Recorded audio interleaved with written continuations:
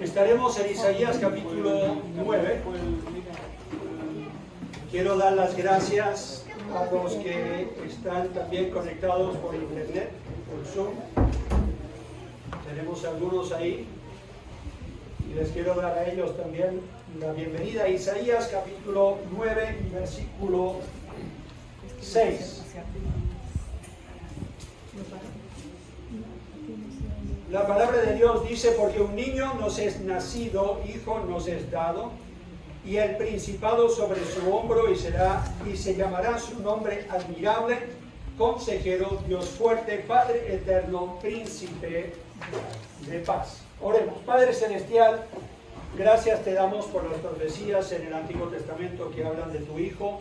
De esa forma nosotros tenemos confianza de que Él, al cumplir esas profecías, es el Hijo de Dios, nacido de una virgen, milagrosamente llegado aquí tomando forma humana para mostrarnos cómo es Dios, pero también para ser el Salvador del mundo. Pedimos hoy que nos hables a través de tu palabra y lo pedimos por los méritos iguales de Cristo Jesús. Amén. Amén. Isaías capítulo 9 es solamente una de muchas profecías, más de 300 profecías que hablan de la vida de Jesucristo. Y yo no sé si a ustedes les gusta la matemática. Cuando yo era más chico y estudiaba, no me gustaba mucho la matemática, pero una de las cosas que siempre me fascinaba era la probabilidad de que algo sucediera. Y no porque me gustaba jugar la lotería, pero por ahí va la cosa. La importancia de las profecías las vemos en que, porque tenemos esas profecías, algunas de ellas 500, otros 600, algunos 700 años antes de que naciera el Señor Jesucristo, tenemos nosotros muchos falsos mesías y prometidos que llegan y dicen: yo soy el Hijo de Dios y yo vengo a traer salvación, o yo vengo a traer este mensaje de Dios, pero no cumplen las profecías. Así que eso ayuda a que nosotros podamos descartar. Jesús dijo en Mateo 24 que llegarían muchos diciendo: yo soy el Mesías, y otros dirían: ya lo encontramos y está en el desierto, está en el monte o está en ese otro lugar. Y hasta el día de hoy hay gente, los pueden encontrar en internet, en televisión, que dicen: yo soy el Hijo de Dios, el Mesías, el Salvador, vine a establecer mi reino. Pero sabemos que no lo son porque no cumplieron las profecías del Mesías como las cumplió Jesucristo. Perdón.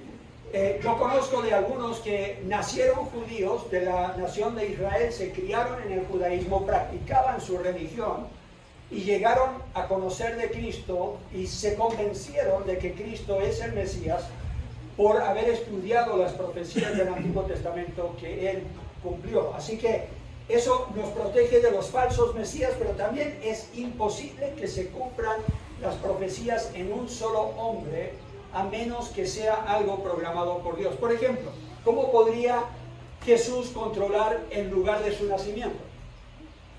No es posible.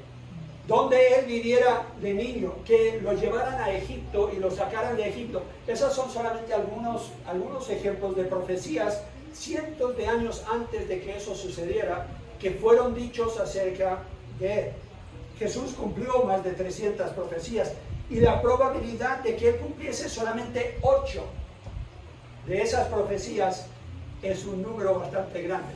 Es más fácil ganarse la lotería, porque para ganarse la lotería es un chance en menos de 5 millones. Pero la probabilidad de que uno solamente pueda cumplir 8 profecías, que fueron las que cumplió Jesús en su nacimiento, es un número que nosotros ni siquiera nos podemos imaginar. Sería similar a cubrir Chile con monedas de 100. Esa era la ilustración de hoy. Iba a tener monedas de 100 para los niños y ver cuántas veces tenían que ir sacando moneda de 100 antes de que les tocara la moneda que estaba marcada, ¿no? Y después iba a dejar que se llevaran las monedas, pero no les cuento, porque se van a sentir decepcionados que se me quedaron las monedas en la casa. Chile tiene un área geográfica de más de 756,000 kilómetros cuadrados. Si cubriéramos todo Chile con monedas de 100, pero a una altura de medio metro, y marcaras solamente una de esas monedas. ¿Se lo pueden imaginar? Más allá de Antofagasta, Arica, bien al norte, todo Chile, hasta Coyhaique y más allá, cubierto de monedas de 100 a la altura de medio metro. Esto lo han dicho los científicos, no lo descubrí yo. La probabilidad sería la misma de encontrar una moneda entre todas esas marcadas que Jesucristo cumpliera 8 profecías de su nacimiento. Piénsenlo. Cuando la gente dice, no, pero yo no creo que Jesús es el Hijo de Dios, imposible que Él sea el prometido, imposible que Él sea el Salvador, Él era un hombre común y corriente como todos los demás. No, no lo era. Y tenemos las pruebas. Matemáticamente, científicamente, es imposible que alguien reúna todos los requisitos como los reunía Jesucristo para ser el Mesías, el prometido de Israel, el Salvador del mundo. Así que si en algún momento has dudado si Jesucristo realmente era el que decía ser, con esto ya deberías tener poca o nada de duda. Debería esto hacer desvanecer esa poca duda que quizás tenías o que otros tienen. Las profecías comprueban quién es Jesús. En Lucas capítulo 2. Ahora vamos a pasar a Lucas y vamos a estar en Lucas un poco de tiempo. En Lucas capítulo 2 y versículo 10. Es por esto que el ángel claramente hablaba de una señal. Israel, la Biblia dice, siempre estaba buscando una señal.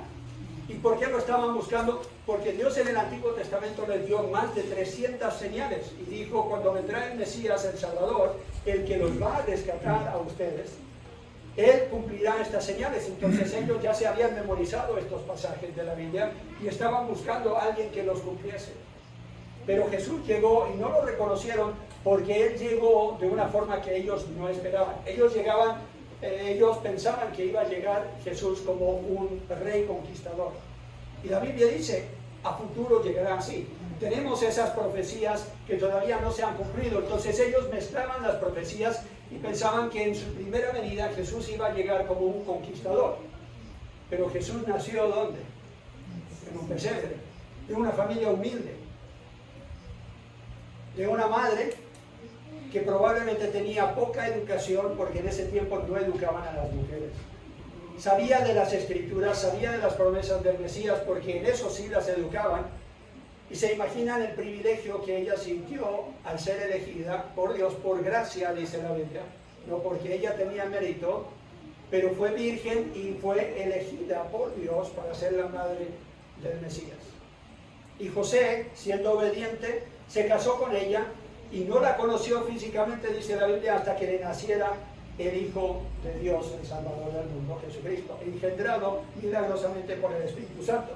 Y todo eso es lo que nos dice Lucas capítulo 1 y capítulo 2. Pero vamos a Lucas capítulo 2 y versículo 10. Dice lo siguiente. Pero el ángel le dijo, no temáis, porque aquí hoy os doy nuevas de gran gozo que será para todo el pueblo, que os ha nacido hoy en la ciudad de David un Salvador, que es Cristo el Señor. Cristo significa Mesías. Esto os servirá de señal.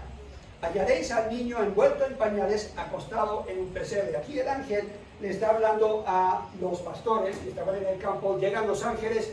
Se pueden imaginar el temor que ellos sienten de repente. Es casi como luz de día y llegan los ángeles y les anuncian, ha llegado el Salvador. Seguramente ellos también lo habían estado anhelando y esperando. ¿Por qué a pastores? ¿Por qué no a reyes o algunos personajes importantes? Porque los pastores en ese tiempo, como vivían en el campo y cuidaban de los animales, no se les consideraba ni siquiera personas dignas de dar testimonio en una corte. Pero ellos son los que van a ser los primeros en ver al Mesías. Serán ellos los que después salen y dan testimonio a las personas. Hemos visto al rey, nació en un pesebre, y eso asombró a la gente porque no era lo que ellos esperaban. Una de las lecciones que vemos en el nacimiento de Jesús es que Dios hace las cosas en una forma inesperada. Y hasta el día de hoy sorprende a la gente.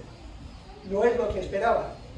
Pero ¿por qué dice una señal? Porque dice, esto os servirá de señal, porque Isaías 9, versículo 6 dijo, un niño nos es, ¿qué? Nos es nacido. No esperaban que llegara un rey ya adulto conquistando y derribando a los romanos, liberándolos de los romanos, que eran lo que muchos esperaban, sino que les iban a hacer un niño. Y entonces ellos fueron los primeros en verlo. ¿Quién es este rey? Dice Isaías 9:6, porque un niño nos es nacido, hijo nos es dado, y el principado será sobre su hombro. O sea, significa que él es príncipe, que él será rey, y se llamará su nombre, admirable, consejero, Dios fuerte, Padre eterno y príncipe de paz. Y yo quiero resaltar cada una de estas cualidades de Jesucristo en el mes de diciembre, porque estamos enfocados en su nacimiento, porque estamos hablando de quién es Él para nosotros y para el mundo, no solamente el Salvador, pero todas estas cosas que este versículo dice, que es admirable, consejero, Dios fuerte, Padre eterno y príncipe de paz.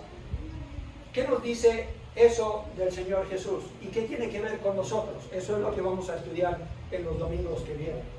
Su nombre, vamos a comenzar con la palabra admirable. Esto significa literalmente uno que inspira admiración, un milagro o una persona asombrosa. Esta era la primera reacción de los que tuvieron un encuentro con Jesús. Si leen los evangelios de Mateo a Juan, van a ver que cuando gente se acercaba a Jesús, siempre salían de ahí admirados de lo que Jesús decía, cómo enseñaba, la autoridad que él tenía, cómo él con facilidad podía enfrentar las tormentas en el mar. ¿Se acuerdan? Con los discípulos más de una vez creían ellos que iban a morir. Y Jesús con una calma simplemente le dice a la tormenta que cese y a las olas que se apacigüen, y todo quedó con una calma que ellos se asombraron. Es más, algunos de ellos estaban llenos de temor porque decían, ¿cómo es posible que en un hombre, un ser humano, haya tanto poder? Pero también eso fue lo que despertó en ellos esa fe de poder decir, como dijo Pedro, cuando Jesús les preguntó, ¿quién dice el pueblo que soy yo? ¿Y quién dicen ustedes que soy yo? Y Pedro pudo decir, con toda la fe que él tenía, tú eres el Hijo de Dios, el Rey de Israel. Y lo sabía por lo que él había visto. Pero estaban asombrados, se llenaban de admiración. Seguimos en Lucas capítulo 2, y ahora vamos a los versículos 17 y 18. Ya los que fueron a visitar a Jesús, los que eran indignos para muchos en ese tiempo de ser testigos, ahora salen a dar testimonio. Son los pastores, dice el versículo 17. Y al verlo, ellos dieron a conocer lo que se les había dicho acerca del niño, y todos los que oyeron se maravillaban de lo que los pastores les decían, pero María guardaba todas estas cosas, meditándolas en su corazón. El versículo 17 dice que ellos salieron a dar testimonio de lo que le habían dicho acerca de este niño. ¿Qué es lo que le habían dicho? Volvamos unos versículos que ya leímos en el capítulo 2. Dice el versículo 10, pero el ángel les dijo, no temáis, porque aquí os doy nuevas de gran gozo, que será para todo el pueblo. Por eso fueron y regaron la noticia, hablaron a todos. ¿Por qué? Porque es para todos. Dice que os ha nacido hoy en la ciudad de David un Salvador, que es Cristo el Señor. O sea, el prometido de Israel, el que traería salvación. Y ellos anhelaban ese día, oraban todos los días. Si eres un buen judío, hasta el día de hoy, oras todos los días pidiendo que llegue el Salvador, porque ellos no lo reconocen, no reconocen a Jesucristo como el que ya había llegado.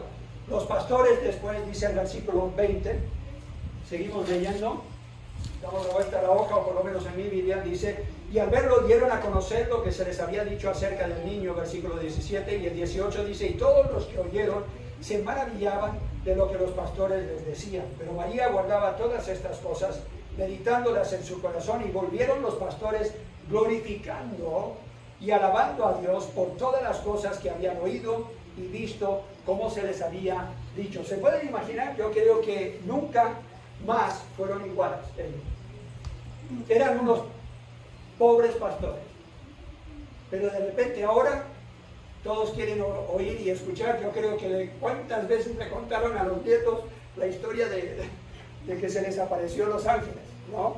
Seguramente sus hijos ya se cansaron de la historia. Cada vez que llegaba la fecha, seguramente ya de viejito este pastor le quería contar a todo el mundo lo que había, porque es una experiencia que uno nunca va a olvidar. Y debería asombrarnos a nosotros. Debería llenarnos a nosotros de lo que ellos sintieron.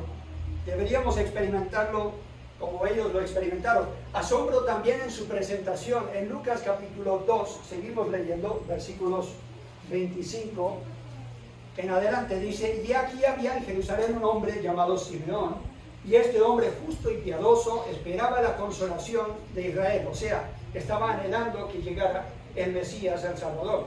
Y el Espíritu Santo estaba sobre él, y le había sido revelado por el Espíritu Santo que no vería la muerte antes que viese el ungido del Señor, o sea, Jesucristo. Y movido por el Espíritu vino al templo. Y cuando los padres del niño Jesús lo trajeron al templo para hacer por él conforme al rito de la ley, o sea, lo van a circuncidar y lo van a presentar, él le tomó en sus brazos y bendijo a Dios diciendo: ahora, Señor, despides a tu siervo en paz, conforme a tu palabra, porque han visto mis ojos tu salvación, la cual has preparado en presencia de todos los pueblos, luz para revelación a los gentiles y gloria de tu pueblo Israel. Y aquí él está hablando de Isaías capítulo 42, o sea, está recitando de memoria otra profecía de la llegada del Mesías. Dice versículo 33: y José y su madre estaban maravillados de todo lo que se decía de él. Entonces, cuando la Biblia dice en Isaías que él es maravilloso, es asombroso, es de admirar, esa palabra que se traduce aquí, se maravillaban, es esa misma palabra en el griego. Lucas capítulo 2 y versículo 46. Seguimos viendo el asombro que Jesús causa cada vez que la gente tiene un encuentro con él. Ahora en el versículo 46 dice: y aconteció que 3 días después le hallaron en el templo. ¿Se pueden imaginar el pánico? Se les perdió el hijo. No lo encuentran. Por 3 días lo están buscando. Madres, ¿qué van a sentir? Y la culpabilidad que uno siente, porque no solamente es tu hijo, es el Mesías.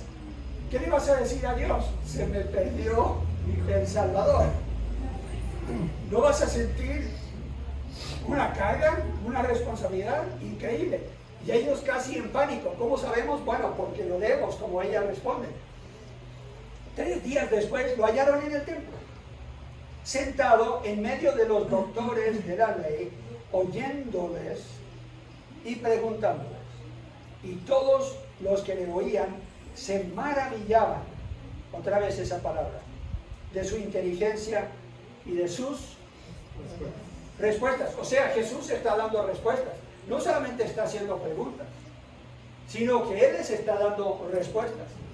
Un niño de 12 o 13 años está en conversación con personas que por más de 12 o 13 años han estado memorizando y estudiando y debatiendo las Escrituras, y los deja a ellos en admiración de su inteligencia y de sus respuestas. Cuando le vieron, dice versículo 48, se sorprendieron. O sea, otra vez ahí está ese asombro. Y le dijo su madre: hijo, ¿por qué nos has hecho así? He aquí, tu padre y yo te hemos buscado con angustia. Entonces él les dijo: ¿por qué me buscabais? ¿No sabíais que en los negocios de mi padre me es necesario estar? Buena pregunta. Deberían haber buscado ¿dónde primero? En el templo. Claramente él les está diciendo: es el lugar más lógico que me van a encontrar. Pero ellos no lo esperaban en ese lugar, y es por eso que se asombraban. En Marcos capítulo 12, tengo el versículo, Mateo capítulo 12, tengo el versículo aquí para que lo puedan leer. Entonces fue traído a él un endemoniado, ciego, mudo, y le sanó, de tal manera que el ciego y mudo veía y hablaba, y toda la gente estaba atónita. Otra vez esa misma palabra en el griego, pero aquí la traducen atónita. Y decía, ¿será este aquel hijo de David? ¿Por qué lo llaman hijo de David? Porque el Mesías tendría que ser un descendiente de la casa de David, la casa real. Porque Dios había prometido en profecía en el Antiguo Testamento que Jesús nacería de la casa de David y que nacería en Belén, que era el lugar, la ciudad donde nació también David.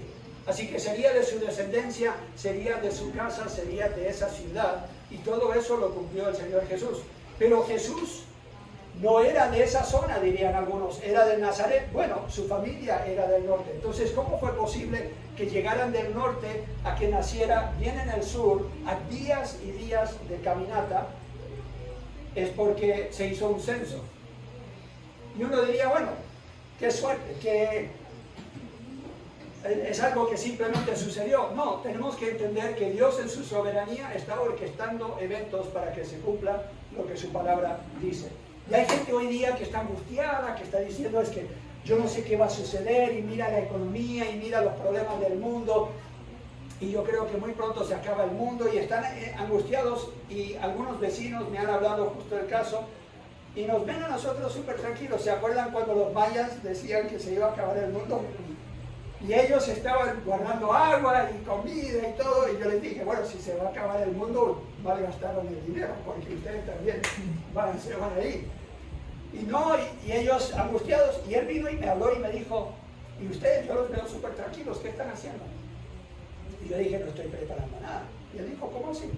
Y yo dije, porque la Biblia dice, y le comencé a comentar las cosas que tenían que suceder antes de que llegara todo eso, y le hablé de la seguridad que yo tenía que el Señor vendría por mí. Y se quedó asombrado, porque no sabía de esas profecías. Esa es la importancia de hablar de profecía ya cumplida, para que nosotros tengamos confianza de que las que no se han cumplido todavía se van a cumplir al pie de la letra, a cabalidad. Mateo 15, versículo 30, dice, y se les acercó mucha gente que traía consigo a cojos, ciegos, mudos, mancos y otros muchos enfermos, y los pusieron a los pies de Jesús y los sanó. De manera que la multitud se maravillaba, viendo a los mudos hablar, a los mancos sanados, a los cojos andar, a los ciegos ver, y glorificaban al Dios de Israel. La admiración entonces que recibió Jesús no solamente fue durante su nacimiento o cuando era niño, pero también en su ministerio. Lo que él hacía demostraba que el poder de Dios estaba sobre él.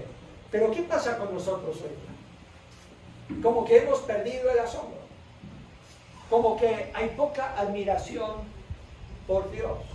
Es más, a veces nos da vergüenza decir que somos cristianos. ¿Por qué? Deberíamos nosotros, más que cualquiera, admirar al Dios del universo y a Jesucristo. Pero yo creo que se cumple el dicho que tengo aquí, la familiaridad engendra desprecio. ¿Les ha pasado alguna vez? Compran el auto y está nuevito y se lo quieren mostrar a todos, ¿cierto? Y quieren hablar del auto y la marca, y se sabe el tamaño del motor y todo, y cuánta benzina, y están hablando de todo, y llamas a tu vecino, tu amigo, lo que sea, y cada vez que sales a dar una vuelta, te gusta andar bien lento y saludar a todos para que vean que andas en el auto nuevo, ¿cierto? Y te sabes el nombre del color y todo. Y te van a preguntar cuánto te costó, y ahí vas a mentir, pero Dios te perdone. No, no deberías mentir. Pero es nuestra costumbre, ¿sí o no? Y admiramos ese auto. ¿Qué pasa después de 2 años?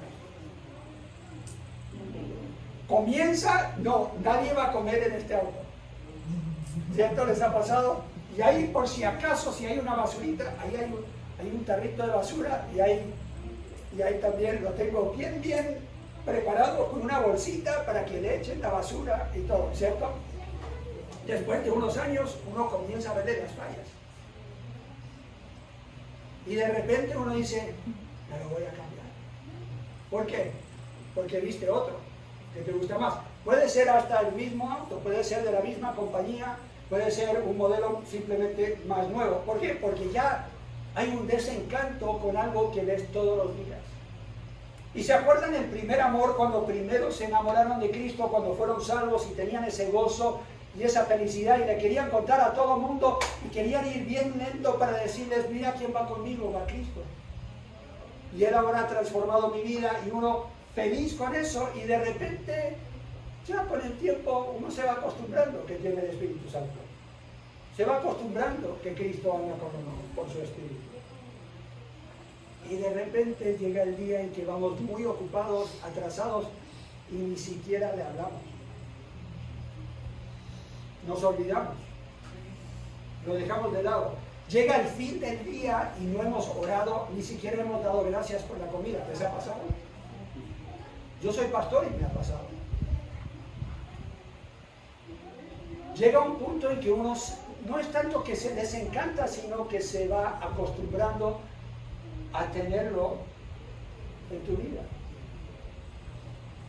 Deberíamos estar asombrados, deberíamos admirarlo por quién es Él, y deberíamos estar asombrados de que Él en su gracia y su misericordia nos ha dado salvación, nos ha hecho parte de su familia. Nunca deberíamos perder ese asombro. Algunos aún se indignaban cuando Jesús hablaba y enseñaba, y no deberíamos caer nosotros en el error de muchos que hoy día se burlan y se indignan cuando uno dice, yo estoy con el Rey del Universo. La Biblia dice que algún día toda rodilla doblará. Pasaba alguien cuando nosotros estábamos aquí en la feria y estábamos con las 3 puertas entregando tratados y todo, y uno dijo y no quería recibir el tratado, pero no solamente no quería recibir el tratado, sino que dijo, yo no creo en ese viejo. Y yo dije, algún día creerás. ¿Por qué? Vas a estar en su presencia y la Biblia dice que toda rodilla se doblará. Pero algunos se indignan y no deberíamos ser de ese grupo, deberíamos más bien prepararnos para el día, como dice Apocalipsis capítulo 5. Ahora sí vamos al último libro del Nuevo Testamento de la Biblia, Apocalipsis capítulo 5. Creo que hemos perdido el asombro y la admiración por el plan de Dios de rescatarnos, de redimirnos, de transformarnos de enemigos a sus hijos, de viles pecadores, a sacerdotes, es lo que dice Apocalipsis capítulo 5 y versículo 9.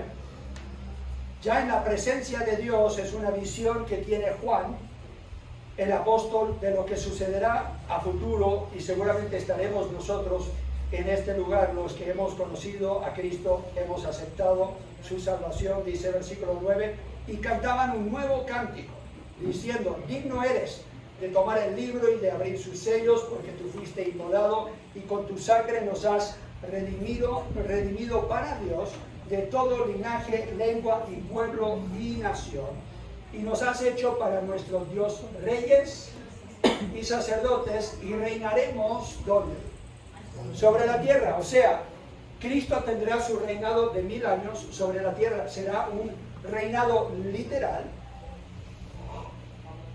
y vamos a reinar con Él. Pero Él ahora nos ha hecho sacerdotes. ¿En qué sentido? En que ahora cada uno de nosotros tiene entrada a la presencia de Dios. No tenemos que ir por medio de un intermediario. No tenemos que llegar y, como hacían en el Antiguo Testamento, ir y buscar del sacerdote que Él intercediera por ellos. Cada uno de nosotros puede llegar al trono de gracia directamente en oración por Cristo Jesús. ¿No es eso una maravilla? Algo asombroso, algo digno de celebrar. En 2 de Tesalonicenses capítulo 1, 2 de Tesalonicenses, la Biblia dice lo que Dios real anhela que se cumpla. 2 de Tesalonicenses capítulo 1 y versículo 7. Dice, y a vosotros que sois atribulados, daros reposo con nosotros cuando se manifieste el Señor Jesús desde el cielo con los ángeles de su poder. en llama de fuego. Ahí sí vendrá como rey conquistador, para dar retribución a los que no conocieron a Dios, ni obedecen el Evangelio de nuestro Señor Jesucristo, los cuales sufrirán pena de eterna perdición, excluidos de la presencia de Dios y de la gloria de su poder, cuando venga en aquel día para ser glorificado en quienes, en sus santos, en nosotros, y ser admirado en todos los que creyeron, por cuanto nuestro testimonio ha sido creído entre vosotros. ¿Qué es lo que Dios anhela? Que Cristo sea exaltado en el universo, que sea exaltado en nosotros, que sea reconocido por quien es Él, que sufrió por nuestros pecados y que nos ha comprado con su sangre. Y ahí será admirado por todos. Ahora, ¿cuál es nuestra misión? Mientras esperamos ese día, 1 de Pedro capítulo 2 y versículo 9 dice: mas vosotros sois linaje escogido, real sacerdocio, o sea, reyes y sacerdotes, como dice Apocalipsis, nación santa, pueblo adquirido por Dios, para sentarnos y escuchar una buena prédica los domingos. ¿Es lo que dice? No. Para cantar alabanzas a Dios en un lindo coro, juntos. No. ¿Qué dice?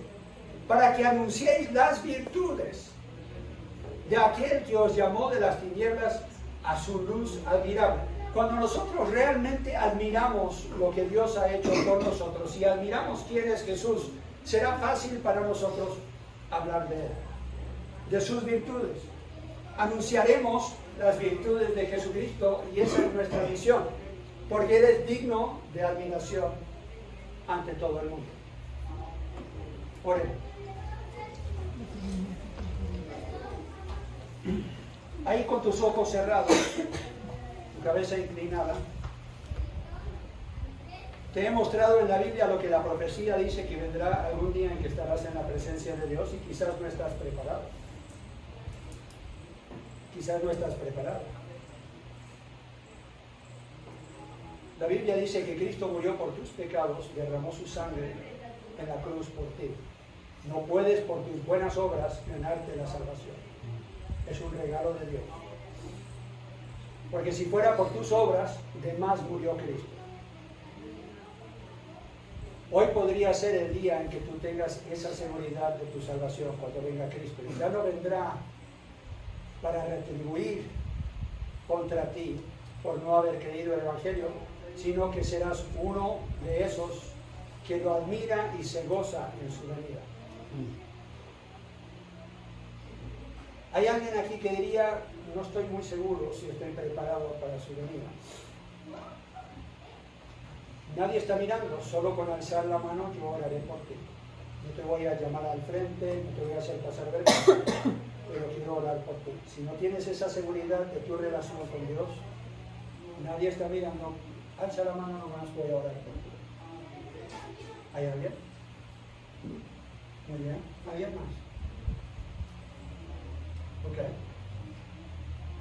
Gracias por tu honestidad. ¿Alguien más? Muy bien.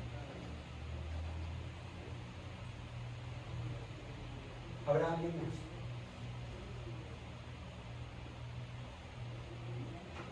Padre Celestial, en tu presencia, estas personas han alzado la mano, han dicho que no están muy seguros de la relación que tienen contigo, no están muy seguros de la salvación.